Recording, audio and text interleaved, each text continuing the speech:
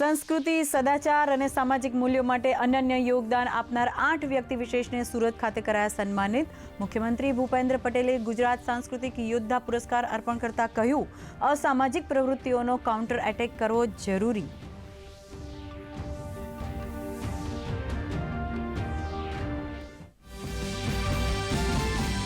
એનસીબીની મોટી કાર્યવાહી. આંતરરાષ્ટ્રીય ડ્રગ્સ સિન્ડિકેટનો કર્યો પર્દાફાશ. 2 કિલો કેટામાઇન જપ્ત.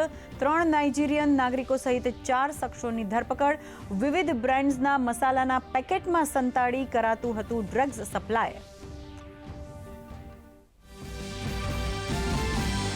રાજ્યના 754 કેન્દ્રો પર યોજાઈ રાજ્ય વેરા નિરીક્ષકની પરીક્ષા. 300 જગ્યાઓ માટે 1.85 લાખ ઉમેદવારો આપી પરીક્ષા. પહેલી વખત પરીક્ષામાં બાયોમેટ્રિક સિસ્ટમથી અપાઈ એન્ટ્રી. ઉમેદવારો માટે સ્પેશિયલ જીએસઆરટીસી બસોની કરાઈ વ્યવસ્થા.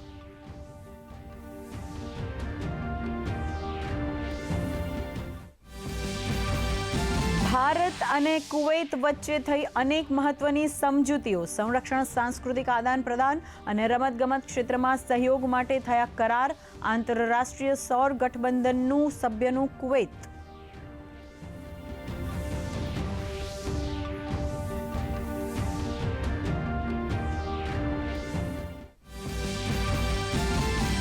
પ્રધાનમંત્રી નરેન્દ્ર મોદી કુવૈતના સર્વોચ્ચ સન્માન ધ ઓર્ડર ઓફ મુબારક ધ ગ્રેટથી સન્માનિત.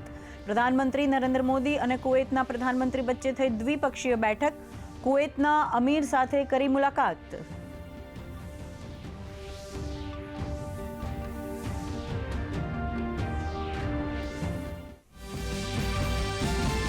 કેન્દ્રીય સહકાર મંત્રી અમિત શાહે અગરતલામાં સહકારી ક્ષેત્રને મજબૂત કરવા અનેક યોજનાઓનો કર્યો શુભારંભ. કહ્યું, કમ્યુનિસ્ટ સરકારોએ રાજ્યમાં વિકાસ માટે કંઈ જ ન કર્યું.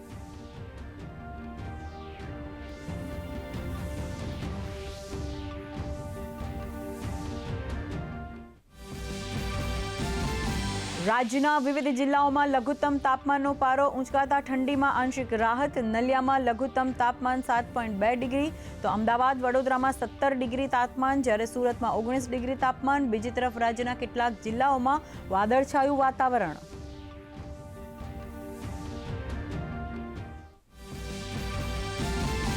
અને વડોદરાના આંતરરાષ્ટ્રીય કોચંબી સ્ટેડિયમમાં ભારત વેસ્ટ ઇન્ડિઝ વચ્ચે મુકાબલો. ભારતે વેસ્ટ ઇન્ડિઝને આપ્યું 315 રનનું લક્ષ્ય. વેસ્ટ ઇન્ડિઝે 53 રનમાં જ ગુમાવી 7 વિકેટ.